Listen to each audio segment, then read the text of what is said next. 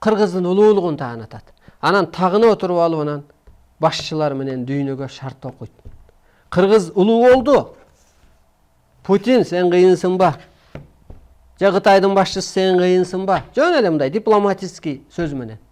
Кыргызга ушундай көктөн буйрулган. Кыргыз ушундай 21-кылымда орду бар.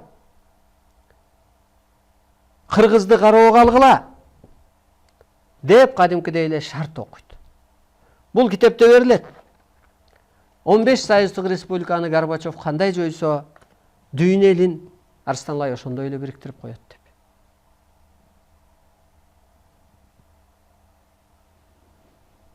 Жаңыча вечерний класста окутуп, уюштуруп элелин, сабатсыздык жойгондой, айылдарда эне аталар кыргызчылыкты окуп калат.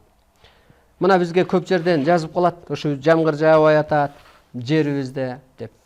Жамгыр жаашып, табият жакшы болуш үчүн сиздер кыргыз үй тиктиле. Кыргыз үйдү биз жамандыкка гана тигип калганбыз. Айыл чогулуп, тигип,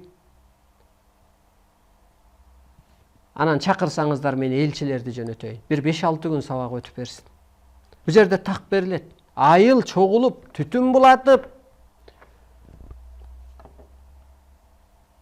Теңир бизди кабыл ал, чыныгы жолубузду бер, кан төгүлбөй эл тоюнсун деп таазим этип, улуулукка калыптансаңар, табият силерге карап мамиле кылып берет дейт. Табият мо тегерекке карап мамиле кылат.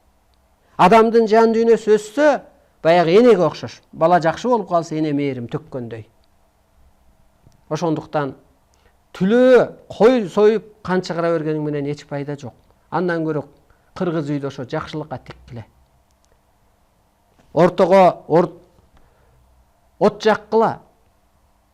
Ошол оттон адамдын ичиндеги карасы дагы күйүп кетет.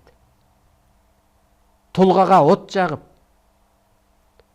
анан ошо каалаган жерге мен өскөн элчилерди жөнөтүп коеюн. Барып ошо 10 киши, 30 киши болсо дагы талкуу кылып койсоңор, анан өсүү болот да табият ошого карап мамиле кылып берет. Дүйнө эли дагы Арстанбайга табияттын кырсыгын токтотуп бер деп кайрылат дейт. Дүйнөгө да биз ошол жан дүйнөң өссө, анан табият сага карап мамиле кылат дейбиз. Табият Кудайдын аткаруучусу, кабарчысы. Сиз өсмөйүн, табиятта өзгөрүү болбойт. Агай, сиз барган баарын туура айтып жатасыз.